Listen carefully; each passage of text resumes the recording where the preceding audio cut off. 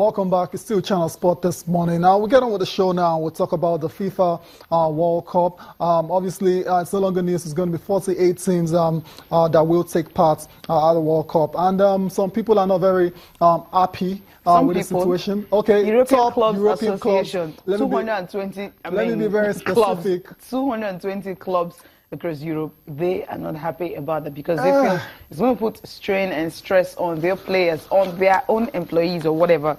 The players kind of belongs to them because they pay their salaries, their wages and all that, you know. They have too many competitions. They're playing.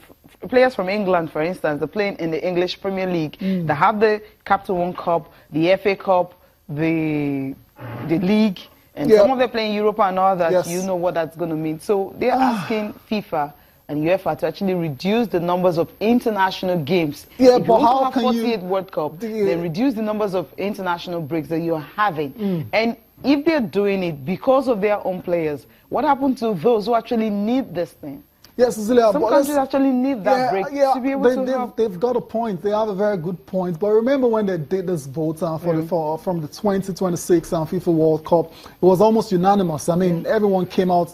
All the voters came out in support of the expansion of the World Cup to 48 teams. That's done now, and you understand where the European clubs and the representatives are coming from. It's totally understandable. These players are playing a lot of games, and sometimes it kind of reduces the quality of their output. There's no doubt about it. But what can they do now, really?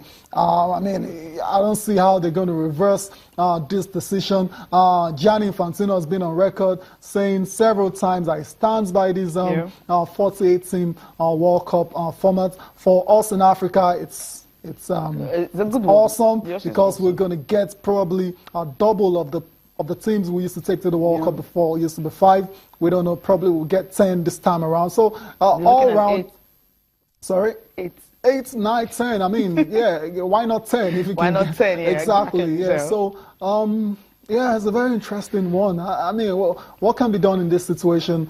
I imagine both the ESA, that's the European Club Associations, FIFA and UEFA, they just have to, find a common ground. They have to find a way of understanding each other and making this particular situation work. I mean, it's nothing. It's not much they can do. There's nothing they can do. But another thing that he was also talking about addressing is the last year's Champions League reforms, whereby, 4 teams from Spain, England, Germany, and Italy are guaranteed the 4 places, in the Champions League and all that. Then the courts were being given for the 11th and 12th ranked leagues across the world, why the other ones reserved for them. He was also addressing that issue because people are feeling now the big clubs are getting richer from it, while the smaller clubs are getting poorer. But he says that's not the issue. That also they make some... He being Karl-Heinz Rummenigge, who's the president of the European club associations. And also the president of Bayern Munich. Yeah, exactly. Doubles as the president of Bayern Munich as well, too.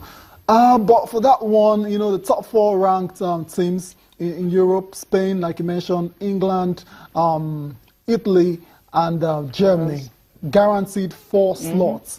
Automatic slots in the group stage of the UEFA Champions League from the 2018-2019 season. I mean, it's just basically Karl-Heinz Rummenigge. He's been trying to defend this particular reforms. Let's listen to him. Quite clear that FIFA knows that we are unhappy with the fact that they increased the number of participants in the World Cup by 50%, and I believe at the end FIFA has to respect the fact that they uses our players, our employees.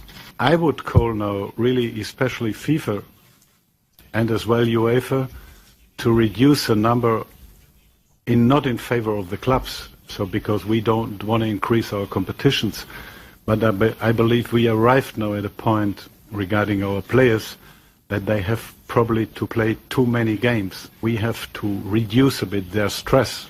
These organizations have to think a bit more about football and not just about financial and politics. Regarding the Super League, we have a clear position, especially the big ones, that we are fine with the reform, that we are happy to stay under the umbrella of UEFA, and that we will continue to collaborate with them in future. So there is no discussion either about the Super League These I can confirm, and this is in the goodwill as well by the big clubs, is totally false.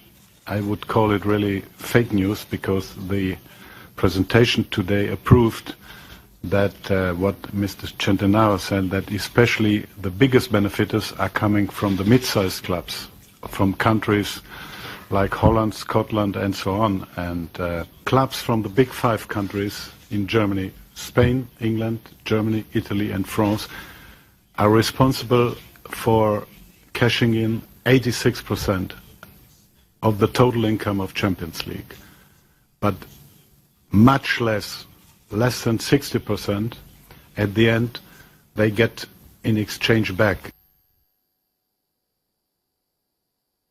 So many things to talk about, a whole lot concerning what the FIFA World Cup and also Champions League, and the fact that they are actually giving out more money. I mean, they get just 60% of what they give out, so, which is not so cool for them. So that for sport is definitely guaranteed, and UEFA has ruled, and it's going to stay that way. Pity to the smaller leagues, so-called small leagues, ranked 11th and 12th in the world. But then if they can actually grow the leagues the way Spain, England, Germany, and Italy have done, they can also get that spot. That means you have more teams playing in UEFA Champions League now, something like that. But Rotimi Akindele joins us now on this segment. Rotimi Akindele happens to be sports correspondent with Beat FM. Rotimi, good to have you. Good morning, Sissy. Good morning, Taya. Yeah, good morning. Yeah. It's great to have you. I mean, what's your take on all this? The ECA is still not very happy with the expansion of the World Cup to 48 teams. Is there anything they can really do about this situation? I mean, why not just stop crying over spilled milk? Since it's still going to go through a process, yeah. It still has to be an agreement and all that. The UEFA guys have to agree as well.